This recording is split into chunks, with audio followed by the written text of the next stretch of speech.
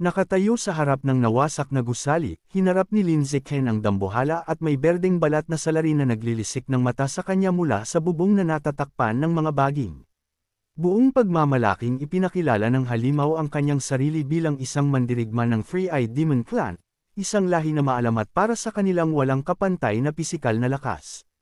Nang marinig na si Lin Zichen ay mayroon umanong sariling malakas na katawan, ang demonyo ay sabik na makita kung gaano katindi ang kakayahan ng bata. Tumalon pababa mula sa bubong, ipinahayag ng demonyo na oras na upang subukan ang mga limitasyon ng pisikal na depensa ng ating bida.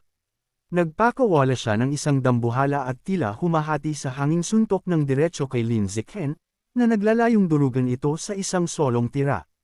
Ngunit hindi man lang sinubukan ni Lin Zichen na umilag. Humakbang siya pasulong at sinalubong ang dambuhalang kamao ng demonyo ng tapatan gamit ang isang direktang kontra-suntok ng sarili niya. Ang resulta ay isang ganap na pagkawasak. Ang braso ng demonyo ay tuluyang sumabog sa ilalim ng napakalakas na puwersa ng suntok ni Lin Zichen, na nag-iwan sa halimaw na sumisigaw sa kawalan ng paniniwala. Sa katunayan, iniisip ng demonyo na nagmamagandang loob pa siya sa pamamagitan ng pagpipigil sa kanyang lakas at pag-iwas sa ulo ni Lin Zichen upang hindi niya aksidenteng na mapatay ito.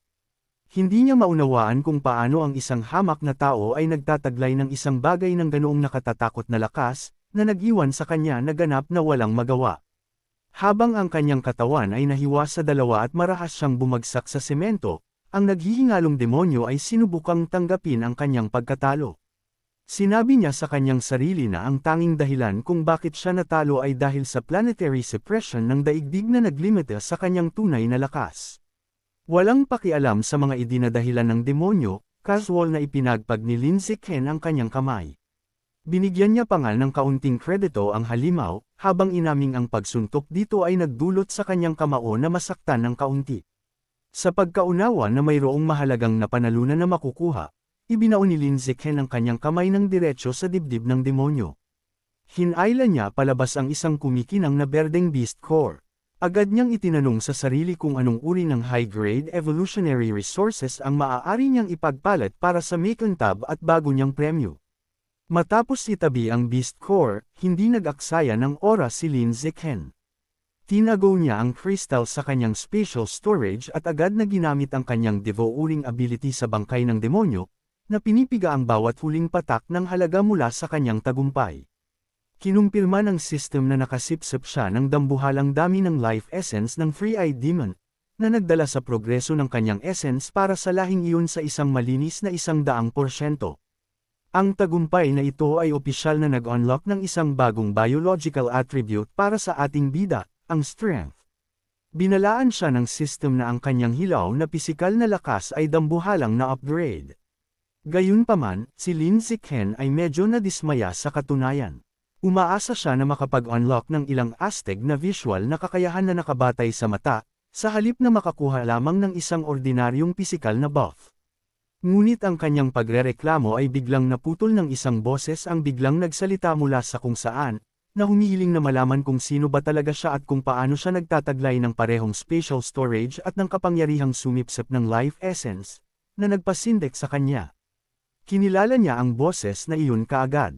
Ang boses na ito ng mapanganib at may taingang fox na babae na lumitaw sa kagubatan sa baybayin noong panahon ng kanilang military training. Frontiko niyang tiningnan ang mga nakapalibot na guho, ngunit walang bakas niya kahit saan.